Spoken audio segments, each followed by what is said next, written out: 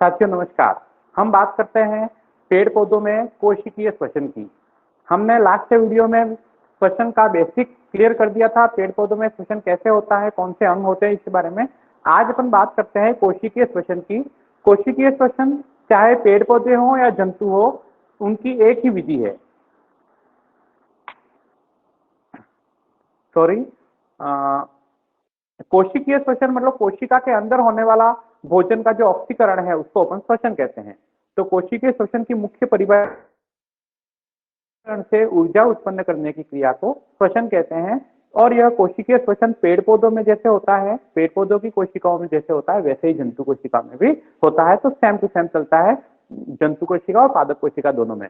अब कोशिकीय श्वसन का मतलब ये होता है कि कोशिका में जो भोजन गया है उस भोजन को ऊर्जा के रूप में मतलब एटीपी के रूप में बदलना। मतलब श्वसन का सीधा जो मेन कंसेप्ट है वो यही है कि कोशिका के अंदर भोजन को ऑक्सीकृत करके और ऊर्जा के रूप में बदल देना, ताकि उस ऊर्जा का उपयोग उपापचयी क्रियाओं में हम कर सकें। क्लियर? तो भोजन को ऑक्सीकृत करके ऊर्जा में बदलने के लिए जो प्रोसीजर है उसको 3 अलग अलग भागों में बांट रखा है। समझे? कोशिकीय श्वसन या सेल्यूलर रेस्पिरेशन, उसको 3 भागों में बांट रखा है। मतलब कि यह 3 ऐसे प्रोसेस है जिससे कि ग्लूकोज या फिर कोशिका का जो ईंधन है वो एटीपी के रूप में बदल सकता है। उसमें 3 पथ है। सबसे पहला है ग्लाइकोलाइसिस, दूसरा क्रेब्स साइकिल और तीसरा ईटीएस पथ। तो आज हम ग्लाइकोलाइसिस के बारे में यहाँ पर अध्ययन करेंगे। क्या है ग्लाइकोलाइसिस और किस प्रकार ऊर्जा का निर्माण होता है, तो समझें। ग्लाइकोलाइसिस, ग्लाइकोलाइसिस 2 शब्दों से मिलकर बना है। ग्लाइको का मतलब होता है ग्लूकोज और लाइसिस का मतलब होता है टूटना। मतलब ग्लूकोज का टूटना ग्लाइकोलाइसिस कहलाता है। पहला कंसेप्ट तो ये है। यह चक्र कहां पर संपन्न होता है, तो यह कोशिका द्रव्य में संपन्न होता है। ग्लाइकोलाइसिस की क्रिया ऑक्सीजन की अनुपस्थिति में होती है। विदाउट ऑक्सीजन काम होता है, इसलिए इसे अवायवीय श्वसन, अनाक्षी श्वसन या एनारोबिक रेस्पिरेशन भी कहते हैं। क्लियर? अब ग्लाइकोलाइसिस पथ की जो खोज है, खोज करने वाले 3 वैज्ञानिक हैं। इनका नाम क्यों याद रखना है, समझें। ग्लाइकोलाइसिस की खोज करने वाले 3 वैज्ञानिक एम्डन, मेयरहाफ और पेरेनाथ, ये 3 वैज्ञानिक हैं। और इन तीनों वैज्ञानिकों के सम्मान में ग्लाइकोलाइसिस पथ का एक और नाम दे दिया गया है, ईएमपी पथ। ई का मतलब एम्डन, एम का मतलब मेयरहाफ और पी का मतलब पारानथ।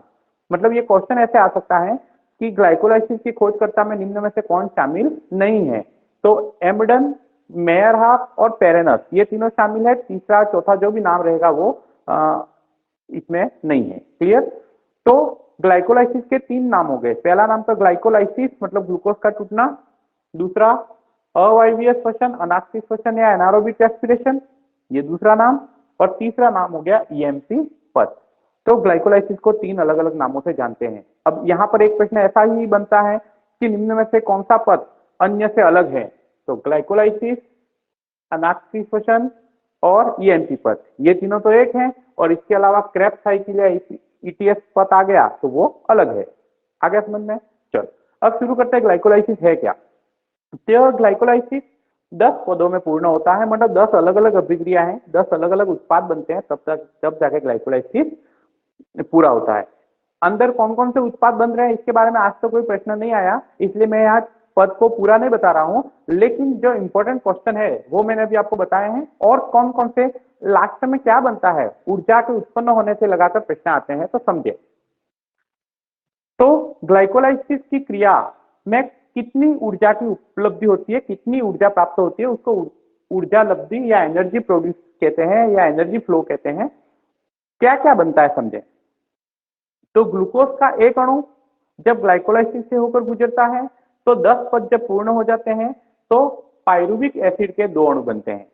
तो सबसे पहला क्या हुआ, ग्लाइकोलाइसिस के एक अणु से पायरुविक एसिड के 2 अणु बने। क्लियर? यहाँ ध्यान रखना है, ग्लूकोज एक हेक्सोस शर्करा है जिसमें 6 कार्बन होते हैं, और पायरुविक एसिड 3 कार्बन युक्त संरचना है। ग्लूकोज 6 कार्बन युक्त संरचना है, पायरुविक एसिड 3 कार्बन युक्त संरचना है। पहली चीज ये। दूसरा, जब ग्लूकोज पायरुविक एसिड में बदलता है तो ऐसी स्थिति में 2 एटीपी का निर्माण होता है, यह शुद्ध एटीपी कहलाते हैं। कई बार प्रश्न आता है कि ग्लाइकोलाइसिस पथ में शुद्ध एटीपी कितने बनते हैं, तो शुद्ध एटीपी बनते हैं 2। थोड़ी देर बाद तो शुद्ध एटीपी बनते हैं 2। क्लियर। इसके अलावा 2 NADPH2 का निर्माण भी होता है, तो शुद्ध एटीपी 2 और 2 NADPH2 का निर्माण होता है। लेकिन कई बार प्रश्न क्या आता है, कुल ऊर्जा कितनी बनती है।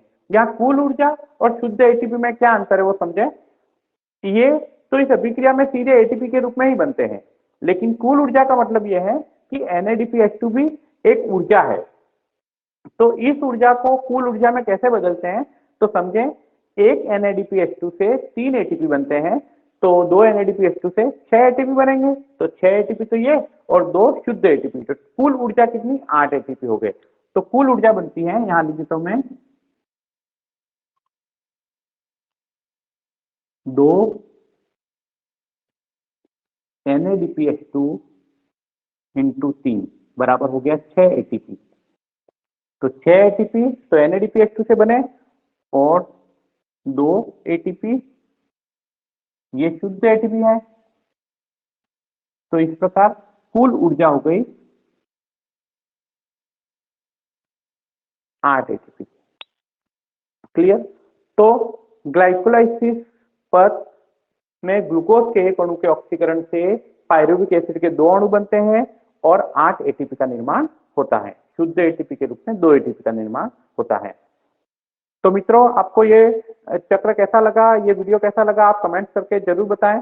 और परीक्षा की दृष्टि से अगर ग्लाइकोलाइसिस से संबंधित कोई प्रश्न आएगा तो इससे बाहर नहीं आएगा। धन्यवाद।